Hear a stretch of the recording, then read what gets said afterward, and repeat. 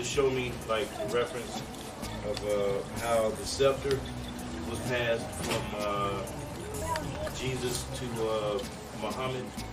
I'm trying to like make so I can make the scepter comes up when it speaks of in Genesis. You gonna get it for me? I think it's around 49. When it speaks of the scepter is that clan. We got to go to Deuteronomy 18 first. Let's go to Deuteronomy 18:15. What I'm trying to do is just, show how Jesus sent Muhammad. Yeah, I was right. But I want to go through the Okay, we're going to find all this out. We're going to find out that whole thing. Do y'all know, can I be real with y'all? Do y'all know it was the Bible that sent Muhammad? You didn't know that, did you? You didn't know that, did you know that? You smart. Yeah. We're gonna find out how. Read Deuteronomy 18:15.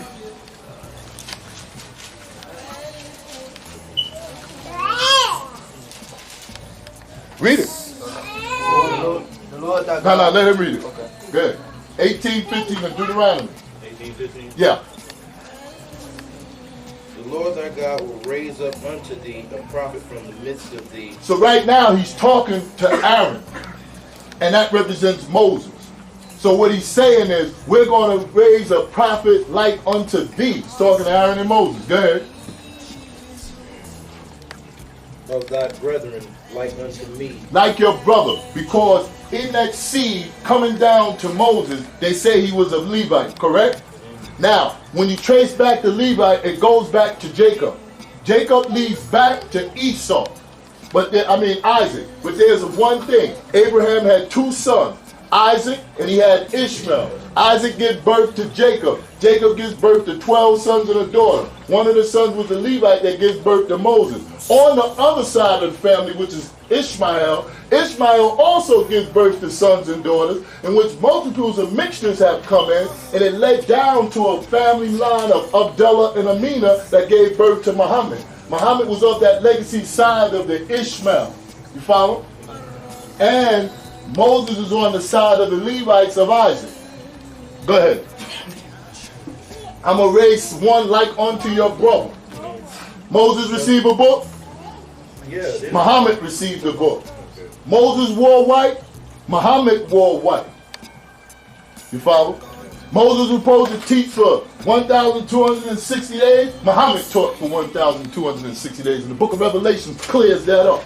We'll get to that. All right? Keep reading. Unto him you shall hearken. Unto him you shall obey. Go on. Read 16 too? Yeah. Okay. According to all that thou desires of the Lord thy God in Horeb in the day of the assembly, saying, let me not hear again the voice of the Lord my God, neither let me see this great fire anymore, that I die not. That's right. He was speaking to them because of the Israelites and their doing. Let's go to 8:17. And the Lord said unto me, see, that's how Moses always taught. Lord told me. He didn't talk to nobody else. He talked to who? He talked to me. Go ahead. And the Lord said unto me, they have well spoken that which they have spoken. Right. I will raise them up a prophet from among their brethren. Talking about I'm going to raise a prophet up to the seed of Ishmael, of the tents of Kedar. Go ahead. Like unto thee, and will put my words in his mouth. What does the first thing Muhammad receive? Ikra bismi rabbika alladhi khalaq. Read in the name of your sustainer that what? Khalaqa, create. But he said, my Anabi Qadian, I am not a reader. So he had to put his words in his mouth. Because he said, I'm not a reader. Wasn't that he couldn't read the words, he couldn't read the eloquent language. And then the angel Gabriel did what? He said, repeat after me. Ikra, read in the name of your sustainer that does what? Create. Thus he receives Suratul Ulad as Muslims have it prescribed in the Quran. But he said, I'm going to put my words where? In his mouth. So you know the Lord right now is Gabriel talking. Go ahead. And he shall speak unto them all that I shall command. And Muhammad said, do this and do that. Well, the same thing happened to Moses. Moses also was told what to tell the Israelites to do. And how and then he went up the mountain and got the tablets. You feel me? So both of them have the qualities that share in the same. Now I want you to go to Isaiah 29:12.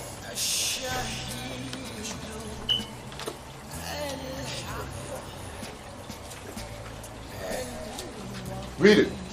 Isaiah 29:12 says what? And the book is delivered to him that is not learned. Now, it couldn't have been Jesus, because Jesus learned in Egypt. And at 12 years old, he was in the temples busting up the doctors, Sanhedrin and the seducers, reading, asking them questions and answering it, right? Moses was reared up in the courts of the Pharaoh.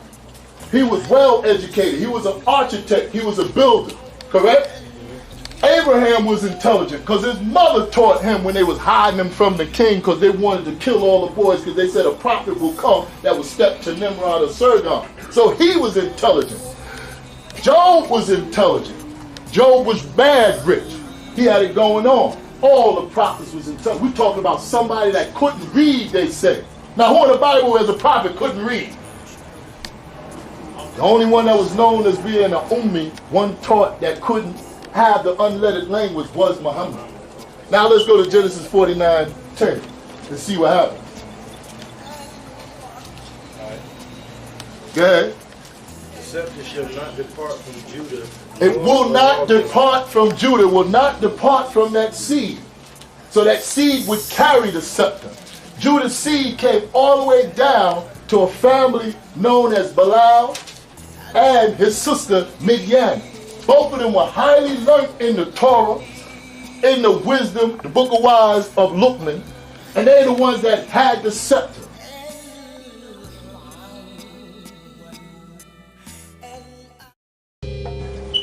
But you know, of course, in pale Arab's history, he calls him a slave. You know, every time it's black, it got to be a slave. He can't be prominent, he got to be a slave, but that's all right. So it says, the scepter shall not depart from Judah, nor a lawgiver from between his feet. If you know anything about the great rabbis and the high priesthood, when you go and you deliver yourself in humbleness, and you're going to be put to that order, you get between the rabbi's knees. You literally do this. And then you are admitted into the high priesthood. And that carried all the way, that's right, that happens today. That carried all the way down to Bilal. Now keep reading. Until Shiloh come. That's and right. Unto him shall the gathering of the people be. And Shiloh was the prophet Muhammad. Follow? That was the Shiloh. Now let me show you something else. Go to Revelations 10:2. Once again, a confirmation how it was another little, we'll see. Revelations 10:2. And he said in his hand a little book open. Now he had a little book that was open, right? Now the Bible is a big book. The Gilgamesh Epics in them are big books. This is a little book. Go ahead. And he set his right foot. And then he said that the first thing you had about the book was open. What's the first surah you see in the Quran? Fatiha. What does Fatiha mean? To open it. Go ahead. And he said his right foot upon the sea. He's stepping out of his something. left foot on the earth. That's right, because he's stepping out of something. Go ahead. And cried with a loud voice. He's yelling. As when a lion roareth.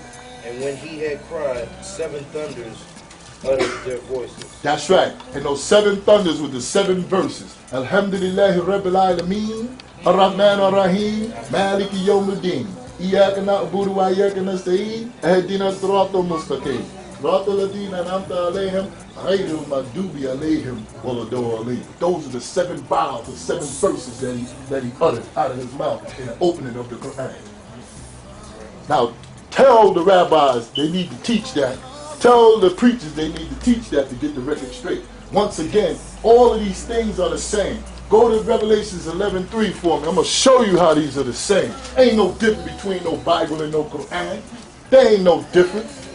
All of them prayed the same. All of them called on the same. Because Jesus never called on no God or Jehovah. He said, Eli, Eli, Eli, Eli, El, or Eli, Elo. You can even say Allah for that because he didn't speak Aramaic. Go to 11:3. Never say God, said Eli. Go ahead.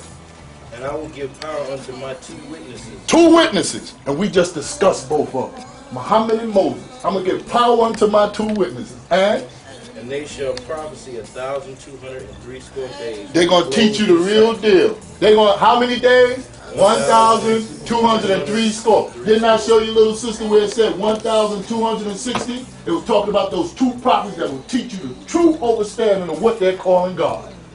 Go ahead. And they was dressed in sackcloth. They was dressed in white. Go ahead. These are the 2 olive trees and the 2 candlesticks standing before the God. And you know the 2 candlesticks. You should know that. They speak of 7 in the first book of Revelation. This is talking about 2. It's a certain order. Because both of them belong to the same order. We can get into the order they belong to too. Where you do a ceremony with 2 candles and you're looking at yourself to bring out what exactly is inside. I can't go too much further because it's a nice order. He did it. That's why he's shaking. Go ahead. And if any man will hurt them, fire proceeded out of their mouth and devoured their enemies. And because the fire out of their mouth would be the fire of the truth. Anybody messes with them. You follow?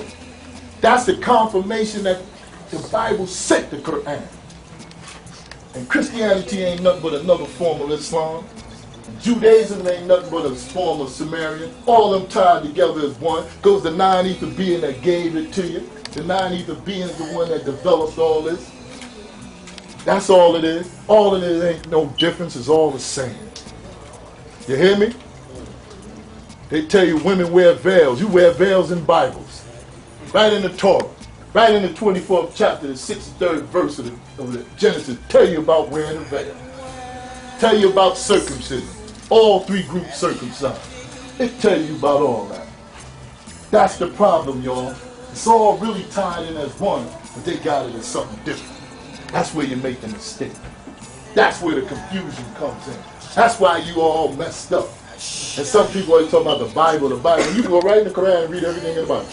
And go right to the Old Testament and read everything that's in all that. And go to the Gilgamesh Epic, the Akhtar Hasid, the Scroll of Oz, through this holy tablets, and read all where it all comes from. Ain't that something? Because they don't answer a lot of stuff. You know why they don't answer it?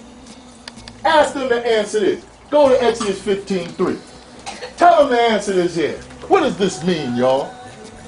What does this mean? You gonna read it? Go ahead. It's Exodus 15:3. Go ahead. The Lord is a man of war. So now the Lord is a man of war. What does that mean? Huh? All right, one person said he's ready to battle. He already in the war, so he ain't in no battle. He want a war. You know what I'm saying? And he's a man. He's not only ready to war, he's a man. Huh? Do you hear me? Huh? Not the Lord. So there are things that supersede the teachings that they give you, that you must go to books of old to find out what's going on. And that's why most Hebrew Israelites are looking for the Maccabees. And that's why most of your religious people go to these esoterical orders known as the ancient mystical order of Melchizedek. They want to join the Sufis. They want to be Freemasons. They want to be Shriners because they want the inner truths. And all that came from you. Freemason, Shriner, Eastern Star, all that came from you. Because in order to see the star in the north, you had to follow it. And that was where Mary was. And she was the identification, I ain't going to go too much, she's the identification of that Eastern Star with her 5 other sisters. It's so easy. Mary was black and the 5 sisters was black. Y'all hear me? I ain't going to give you too much now.